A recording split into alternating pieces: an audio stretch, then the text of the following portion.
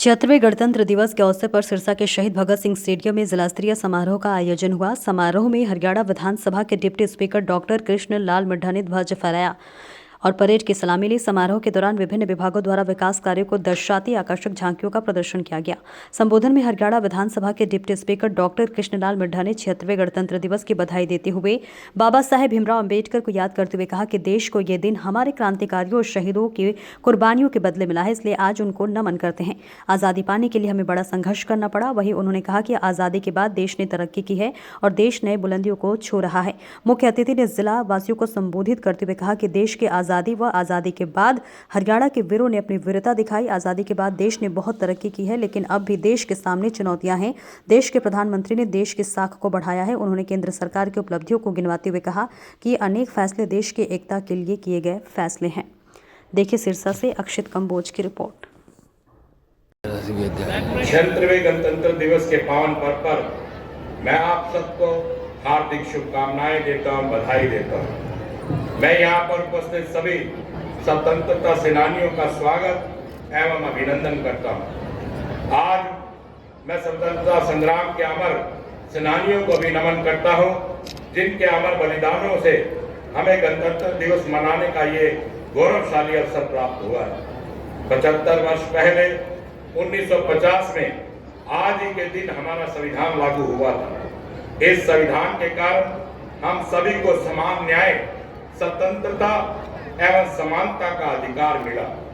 आज इस अवसर पर मैं बाबा साहब को, अम्बेडकर साहब सहित संविधान सभा के तमाम सदस्यों को नमन करता हूं, जिनकी बदौलत ही भारत में आज विश्व का सबसे बड़ा लोकतंत्र एवं गणराज्य देश कहलाता है।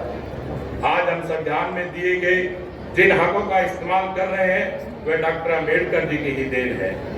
वोट देने का अधिकार आज देश में किसी अमीर को है, वहीं पर किसी गरीब व्यक्ति को भी साथ नहीं है। हमारे संविधान में समाज के कमजोर वर्गों को, पिछड़े वर्गों को, अनुसूचित जाति के लोगों को उत्थान के लिए जो व्यवस्थाएं की गई हैं वो बाबा साहब की देन है। उन्होंने भारत के संविधान को मसूदा तैयार करते समय ऐसे भारत की कल्पना की थी कि यहाँ सभी लोग खुश हों, सभी को इंसाफ मिले और सभी को बराबर का हक मिले, ऐसी सोच रखने का काम किया।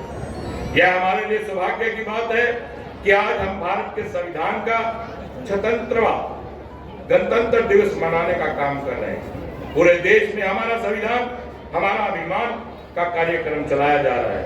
हाल ही में प्रदेश के राजधानी चंडीगढ़ सहित सभी जिला मुख्यालयों में शैक्षणिक संस्थानों में सामूहिक संविधान प्रस्तावना का वाचन का आयोजन किया जा रहा है। पवित्र संविधान के प्रति सरकार की सच्ची आस्था व निष्ठा को दर्शाता है कि ये युवा पीढ़ी का संविधान मूल भावना से अवगत करवाने के लिए एक अनोखी पहल है, जो प्रधानमंत्री श्री नरेंद्र मोदी जी के नेतृत्व में देश की आजादी के बाद पहली बार व्यापक स्तर पर की गई है। आज का ये ऐतिहासिक दिन देशवासियों को एक मजबूत राष्ट्र के रूप में आगे बढ़ने के लिए साहस और प्रेरणा देता है। इस दिन हम उन महापुरुषों को याद करते हैं जिन्होंने भारत को स्वतंत्रता दिलाने और भारत संविधान को लागू करने में महत्वपूर्ण भूमिका निभाने का काम किया। देश की आजादी को दिलाने के लिए राष्ट्रपिता महात्मा गांधी, नेताजी सुभाष चंद्र बोस, लाला लाजपत राय जी, सरदार वल्लभ भाई पटेल जी, डॉक्टर राजेंद्र प्रसाद जी, पंडित दीनदयाल उपाध्याय जैसे महापुरुषों और स्वतंत्रता सेनानियों ने बड़ा संघर्ष किया। शहीद भगत सिंह, राजगुरु जी, सुखदेव जी, चंद्रशेखर आजाद जी और उधम सिंह जैसे क्रांतिकारियों के बलिदानों के कारण ही आज हम खुली हवा में सांस ले रहे हैं। हमारे महान स्वतंत्रता सेनानियों ने भारत में पूर्ण स्वराज के लिए लंबे समय तक संघर्ष किया।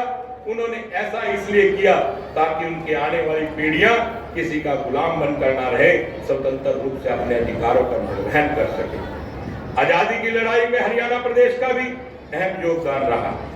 आज ही हरियाणा के नौजवान सेना में भर्ती होने के अपनी शान समझते हैं। वहीं पर यह कारण भी है देश के सशस्त्र सेनाओं में हमारा 10वां सिपाही हरियाणा से है।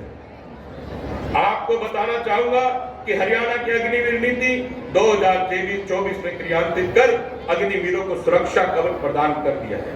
भाई और बहनों, सुशासन से सेवा का संकल्प के साथ ही जन सेवा का दायित्व संभालने वाली वर्तमान सरकार ने प्रधानमंत्री श्री नरेंद्र मोदी जी का सबका साथ सबका विकास और हरियाणवी एक के मूल मंत्र पर चलते हुए समस्त हरियाणा के प्रत्येक हरियाणवी को तरक्की और उत्थान की तरफ ले जाने का काम किया। आज हरियाणा की जनता व सरकार के बीच में सीधा संपर्क है। वहीं हमने प्रशासन में मानव हस्तक्षेप को न्यूनतम करने के लिए IT के बड़े पैमाने पर सफल प्रयोग किया है। आज हर सरकारी योजना को पारदर्शी तरीके से लागू किए जाने पर घर में बैठे गरीब की बेटी की शादी का शगुन, बुजुर्ग, विधवा व दिव्यांगों की pension, BPL card, Chirayu card का लाभ किसानों को उनकी फसल का भुगतान कंप्यूटर से एक ही क्लिक से करने का काम किया, जो उनके खाते में सीधी पेमेंट जाने का काम होता है। प्रदेश के विद्यार्थियों के लिए ई-लर्निंग की पहली गूगल ड्राइव के माध्यम से टच स्क्रीन पर PDF फाइल पर आधारित एक्सेस के साथ ई-कैट प्लेटफॉर्म पर भी सभी पाठ्यक्रमों को हमने बढ़ाने का काम किया। वर्ष की 2021-22 में उच्च शिक्षा का राज्यवार सकल कुल नामांकन अनुपात 33.3% है। नई शिक्षा की नीति 1 लक्ष्य 2030 तक उच्चतर शिक्षा को लड़कियों को सकल नामांकन अनुपात प्रतिशत में अधिक करना है। इसी दिशा में हरियाणा प्रदेश काफी आगे है। वही हमारे यहाँ लड़कियों का सकल नामांकन अनुपात 33.3% है। हम 2030 से पहले ही 50% का लक्ष्य प्राप्त कर लेंगे। भाई और बहनों, सरकार ने कृषि, उद्योग, व्यापार, रोजगार, शिक्षा, स्वास्थ्य आदि हर क्षेत्र में ई-गवर्नेंस के माध्यम से क्रांतिकारी बदलाव लाने का काम किया। जिस प्रकार से परिवार में पहचान पत्र के डेटा से विभिन्न योजनाओं का लाभ घर बैठे मिल रहा है, उसी प्रकार से कृषि क्षेत्र में भी मेरी फसल मेरा ब्यौरा पोर्टल बनाकर किसान कल्याण की अनेक योजनाओं से जोड़ा गया है। आज खेल जगत में हरियाणा का बड़ा नाम है। हमारे युवा पीढ़ी बड़ी उपलब्धियां प्राप्त कर देश प्रदेश के नाम को रोशन करने का काम कर रही है। हमारी सरकार द्वारा मेडल जीतने वाले खिलाड़ियों को नगद पुरस्कार दिया जा रहा है, वहीं पर नौकरियां दी जा रही हैं। अवार्ड पाने वाले खिलाड़ियों को मासिक मानदेय भी दिया जा रहा है। पेरिस में ओलंपिक 2024 में हरियाणा के खिलाड़ियों ने देश का प्रतिनिधित्व करने का काम किया, जिसमें भारत को 6 पदकों में से 5 का योगदान हरियाणा के खिलाड़ियों का रहा। इससे पहले टोक्यो ओलंपिक में 2020 में हरियाणा के 30 खिलाड़ियों ने भाग लिया, जिसे भारत द्वारा जीते गए 7 पदकों में से 4 पदक हरियाणा को मिलने का काम हुआ। हमारे खिलाड़ियों ने अंतर्राष्ट्रीय खेल प्रतियोगिता में लगातार पदक जीतकर हरियाणा का गौरव बढ़ाने का काम किया।